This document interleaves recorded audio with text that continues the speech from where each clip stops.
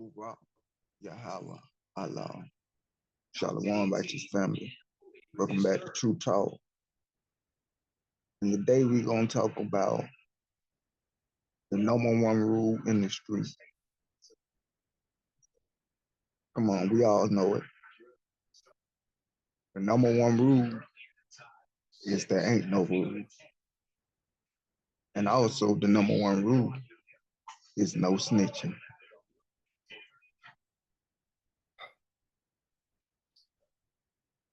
This has been so much to our people detriment.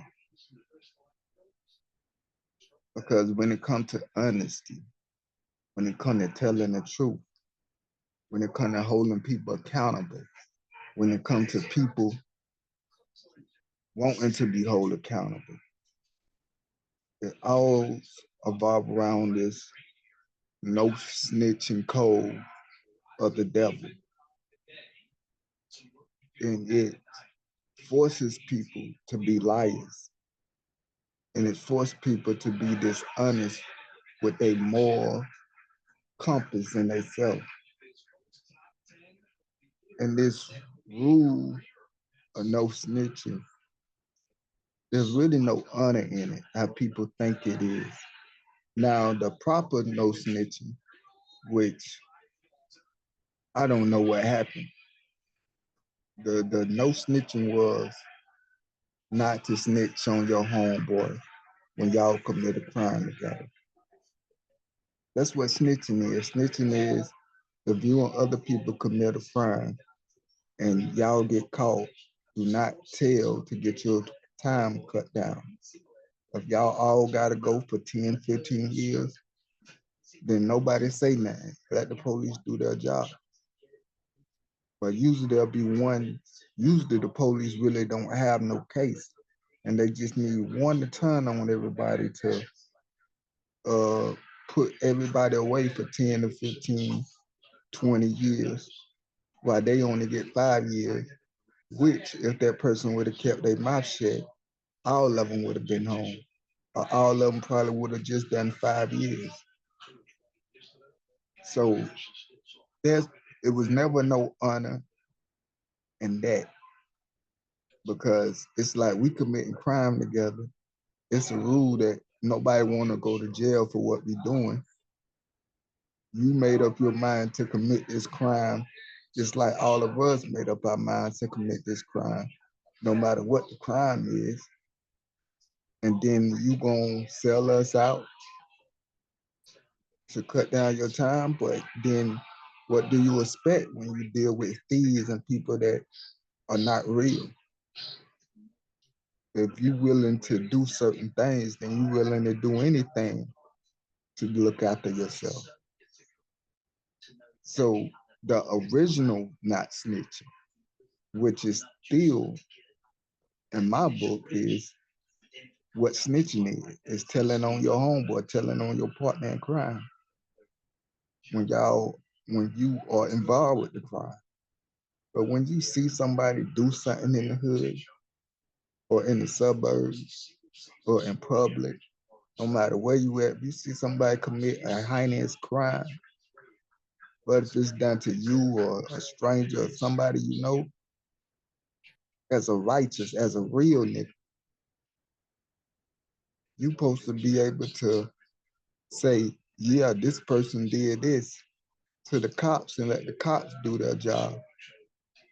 But allow for the cops to do their job for you won't have people run around doing wicked things. Now, in the case of handling it yourself, come on. Nobody really want that, because if all us real men really stand up and handle it ourselves, we'll have to wipe out half of the wicked. And that's what Christ's gonna do when he come back. He gonna wipe out the wicked. He coming back with a sword. The scripture said the blood is gonna be up to the horse's bridle. So we waiting on our king to come back to do that. So we gonna live by the land of the that we're gonna live by the law of the land while we in this land, and we're gonna let the criminal system deal with you as supposed to be done. But when you don't say nothing, when you don't speak out, you allow for these wicked people to be emboldened and not to be held accountable. But one thing that I noticed that's driven, and I'm not speaking something I done heard, I'm speaking about what I know, I done experienced. Most of this no snitching, it comes with the notion of fear. Because when I seen somebody did something and the police pull up and I know who exactly it was, and police was like, hey, did you see anything? I said no, not because I was honorable and loyal and loyalty to the streets. And the people around me said, nah, I ain't seen that. Not so much because they was honorable and loyal to the streets or the street code, but for one thing, they was afraid of being labeled as a snitch. Nobody want to be labeled as a snitch. Nobody want to, because somehow snitch mean that you weak, that you pussy, that you bitch, that you whore. All these things that we don't want to be called, that we don't want to be. It means you ain't got no backbone. You a whore. You hear people say it, you know, you ain't got no backbone. You snitch. Your daddy snitch, and he inherited you. So you a bitch because your daddy snitching. He inherited, and that's that bitch gene in you. And all these things about who a person is, who a man character is when he tell the truth. Now, a lot of times when we talking about snitching, we're not talking about three people committing a crime and one person telling on the other two. We're not talking about that type of snitching. We talking about a person themselves getting shot at, or somebody in that neighborhood getting shot or shot at.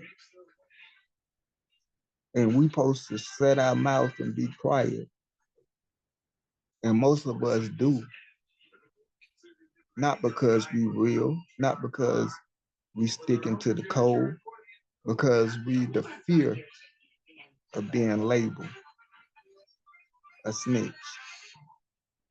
And that says something about it. What are you afraid of? A lot of these dudes, they like to run around and say, I ain't afraid of nothing, I ain't afraid of nothing. Yeah, you is. You afraid to be labeled a snitch. That's why you're not doing what's real, what's right. But we're going to talk about that a little bit more. I want y'all to hear this dude, and if I'm not believed, this young man was killed. But I think this during the Young Thug trial, they had called him up and as a witness, and he knew he was on camera. And just his persona, how he was acting, as if he did not want to be labeled as a snitch. And this lawyer kind of called him out and was like, what you worrying about? You know, one of your issues was you didn't want to be labeled as a snitch. So my belief was he got shot at, or shot at him and his baby and his mama. And he knew who did it. And instead of getting the dudes locked up because he didn't want to be labeled a snitch, he changed his story and didn't tell the truth. And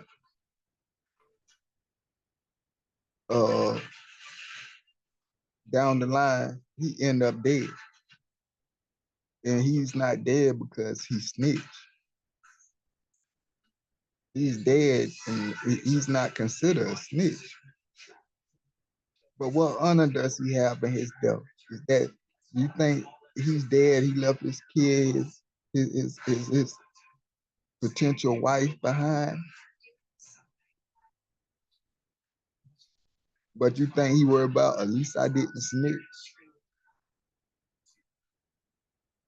Like we gotta wake up out of this brain fall, out of this stronghold that has been a curse on our community. Because according to the scriptures, you could bring a curse on your whole community, on your whole people. If you see something happen and you don't tell it, not only you'll bring a curse on yourself, but you could bring a curse on your whole community. In my other video, I brought up that scripture and read it when I was talking about Snitch. And I said that's what's wrong with a lot of our communities. We got the curse of innocent blood because people got this ideal that if I tell the truth, if I be honest, if I hold people accountable, that I'll be looked at less as a man. And when you think about it, that's peer pressure, ain't it? That's letting the world dictate you. For people that talking about they their own means, they real, they set trends, they don't let people tell them what to do. Y'all let the streets tell y'all what to do. Y'all really are being peer pressure and scared to do certain things y'all don't want to do. And that's just the truth because I done been there. And yeah, it felt good when I told the police I ain't seen nothing, I ain't seen nothing. I felt like I was sticking to the code. I was part of the streets, but this whole part of the streets, you don't get no silver medals for not telling. You don't get a pat on the back. They don't help you pay your mama bills or help you pay your bills. Half of the nigga run around talking about you snitch, never been in your position. And they was in your position, they've been a turned rat 20 times over. And I ain't talking about rat like, because it's not ratting when you tell the truth. It's only ratting when you tell on your homeboys. So let's get that straight, because when I say snitch, I don't want to just seem like it's just snitching or just telling on people, because that's not what original snitching is. Snitching is telling to get your time cut, telling on your partners in crimes to get your time cut. So when people tell the truth and hold people accountable for the wrongs they done, and now people are pressuring them and calling them names and making them feel bad and less of a man, and all this because of what? Because of some devil code. It's not even the street code, it's the devil code. There's no honesty in it. There's no honor in it. And when we gonna stand up and be real and say, look, I'm gonna stand on my principles, I'm gonna stand on loyalty, and whatever come with it, come with it. You know, people say, if you tell or be honest, because it's not snitching. It's only snitching when you tell on your homeboy to get your time cut. But you say, if you tell, be honest about somebody committing a horrible crime around here and killing a young black man, then you might get killed. Well, tell them to bring it. I got my guns loaded. And if you think I'm gonna sit here and let you bring harm to me or my family, then you is high. I wouldn't mind burying one of y'all ignorant niggas from trying to kick in my door because I was honest and standing on my morals. Matter of fact, that's what I want you to do. Because while after I stand my ground and bury you, I'm sending a message to all of them other lanes out there, because all you gotta do is set the example that I ain't the one to be played with. I lay you down. Because everybody, no matter how hard they feel, we all human. We know what we all feel. We all know what we scared of. And when somebody know you ain't to be played with, they ain't gonna play with you like that.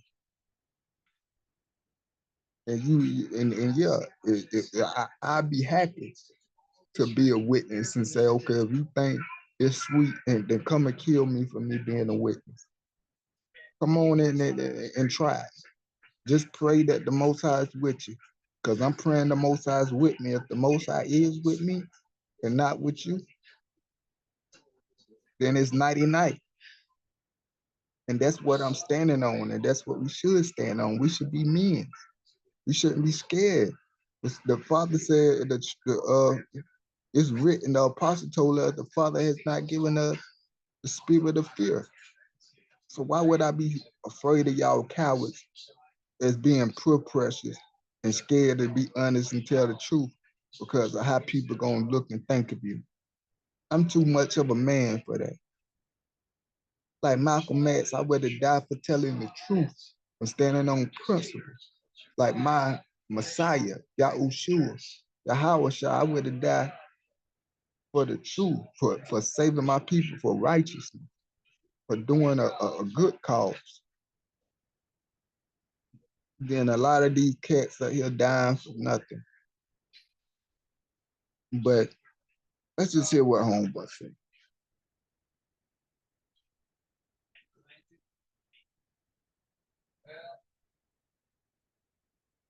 If I can play it.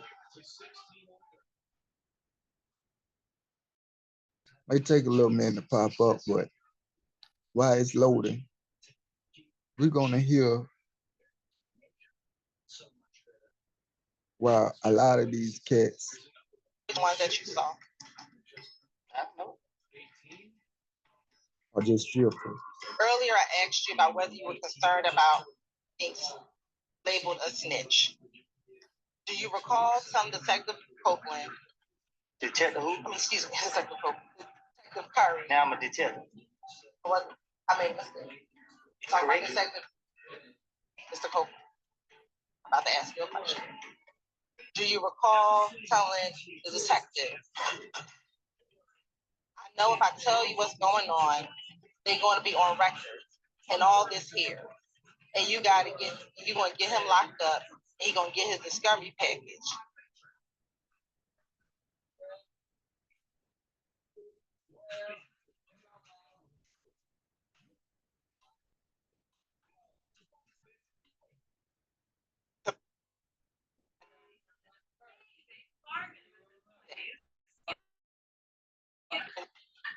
Look, they shot at me, my girl, and my baby. Almost shot my face off as we were running. I'm not for sure, but I thought I heard one of the bullets hit the car seat or graze the car seat. Were you concerned about snitching in this interview? I was concerned trying to get my story together, so I was trying to buy time. See if I can play that back. Did you also tell him that? It's skipping.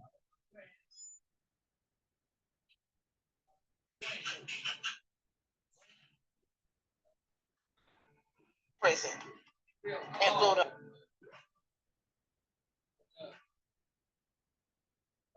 All around the city of Atlanta, and then all around prison over that. I'm not going that way. No, I'm not going through none of that. Look, if they shot at me, be on record and all this here. And you're going to get him locked up, and he's going to get his discovery package. First thing they're going to do is send him to two places, to the street and to prison. And go to all around, and then all around prison. But my name's over that. I'm not going that way. No, I'm not going through none of that. Look, they shot at me, my girl, and my baby. Almost shot my face off as we were running. I'm not for sure, but I thought I heard one of the bullets hit the car seat or graze the car seat. Were you concerned about it?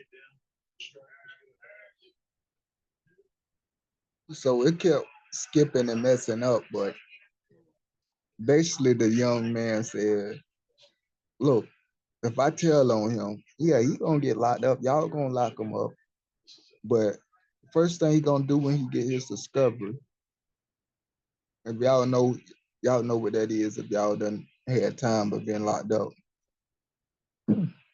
And he gonna spread my name, and he gonna send it all around prison and all around Atlanta, and I'm gonna be known as a snitch.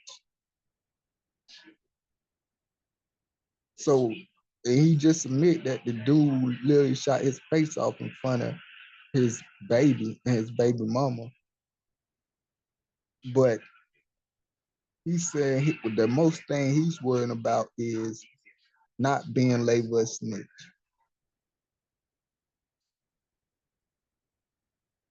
Ain't that something? Somebody nearly killed him.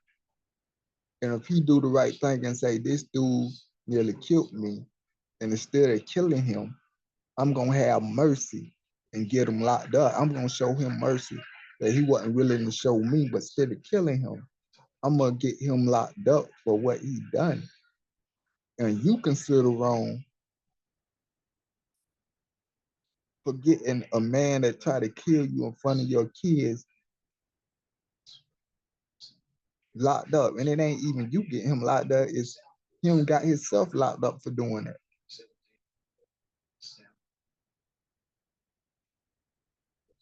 And this is how programmed and deep a lot of our brothers are in the streets. Well, a lot of them will hear this and they'll call me lame and a snitch and pussy and bitch and every other word. But see, the difference is that now that I'm a man, now that I know who I am, now that I found myself and before I found myself, I had to lose myself. I lost my life. I'm not of this world. So I'm not living, I'm not trying to live my life and paint a narrative for myself because I'm truly know what a man is and and I'm secure in who I am as a man. None of that don't phase me or matter. I just laugh and I see little kids that don't haven't grow up yet. They don't know nothing about life. And it don't matter how old you are. You can be 45, because I know dudes way older than me, 45, 50, and they still got this street mindset. So they are still kids and boys compared to me. And it's sad because we live in a society. This is how wicked this world is. You know, the streets will talk about uh, those who call righteous evil, no, those who call good evil and evil good. And we living in a time where that is so true. When you tell the truth, it should be good. It should be righteous. It should be honorable. That if a 19-year-old shoot a 14-year-old young black man in the face while waiting at the bus stop, and you said, I seen who did it to the police, and they locked him up for killing that 14-year-old, people around the community should be clapping their hands and say, good job for pointing out that killer. And that self-hating, because you killing your own people, you a killer, you self-hating. The black KKK, and I mean, great job for being the man, for standing on morals, for not being scared. Instead, we criticize people like that and throw rocks at them and even say things like, oh, snitches get stitches. But once again, that's not snitching. Snitching is telling on your homeboys. When y'all all commit a crime together, they get your time cut. What I'm talking about is telling the truth, holding people accountable. If you get shot and you tell the police who shot at you, that's not snitching. If you see somebody commit a crime in your neighborhood, and I'm not talking about just calling the police on people just to call them. Like if you see somebody steal a bicycle or something like that, don't sweat it. Let kids be kids. But when you see somebody beating up on a female or raping a female or beating up on an old woman or killing somebody, stabbing somebody, and you tell on that person and you know who did it, whether they part of a gang or not, and you know who did it, and you tell what if it's a gang of a dude or one dude that's a part of a gang, and you tell on that person for doing that, the whole community should be behind you clapping, saying, I wish one of them would touch you. I wish one of them gang members would touch you for telling on one of their people. They ain't gotta just deal with you, they gotta deal with the whole community. And you be on the same time, like, yeah, I told. Yeah, I told the truth. And I wish one of y'all would come out here talking about because I told the truth, y'all gonna do this and that. I wish one of y'all would come out here talking about they better not take the stand. See, there's more people riding for the wicked than there is for the righteous. And see, I learned that what I learned by reading about David is a lot of times our mindset through religion and Christianity got us messed up. We supposed to have that same war spirit and that same gangster, that same ready to go to war as any army, as any gang in the city, as any killer, but only when it's necessary. We're supposed to be righteous and keep the peace and love up on one another and teach each other to keep the peace. And before any violence take place, we're supposed to do the best the best we can to keep the peace. But nevertheless, we got to be able to stand up and be able to ride when the time comes. That's why the Most High said David was a man of his own heart. The Most High respect men like that. That's willing to stand up and die for the truth and kill for righteousness and kill for the truth. Ready to go to war and kill for what's right. Not for what's wrong, but for what's right. Willing to stand up and do what it takes to keep order. And the Most High will honor people like that and love people like that. Now, of course, you're not supposed to just run out killing people without order, and the Most High is not going to tell you to do something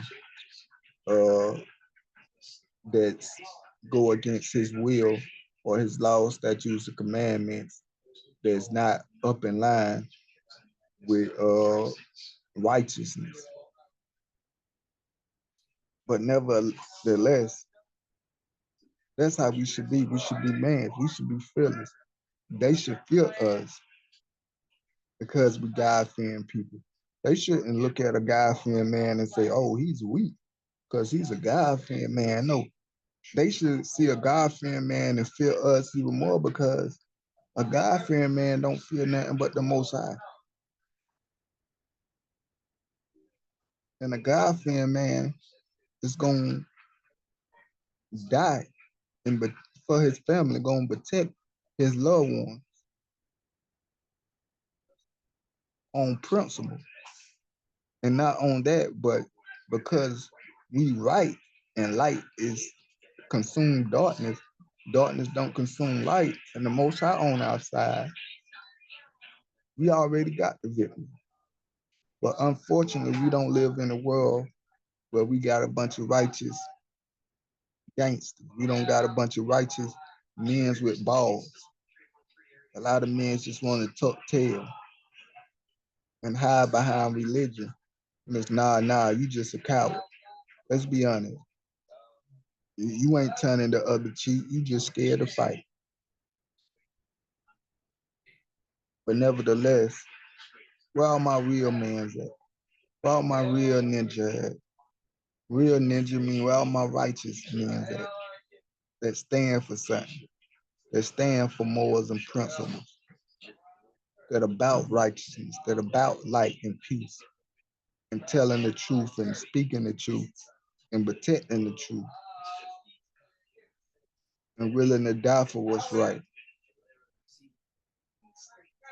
And all y'all cowards out here that's not snitching, y'all just doing it out of peer pressure because y'all scared, because y'all don't want to be known as a snitch. And that's not honorable. That's coward. That's pussy. You're not your own man. And just want to come over here and be real with y'all for a minute, man. Sometimes you just gotta speak plainly. You know, I speak y'all language, so nevertheless, as always, let y'all be true and every man be a lie. Till next time. Shalom.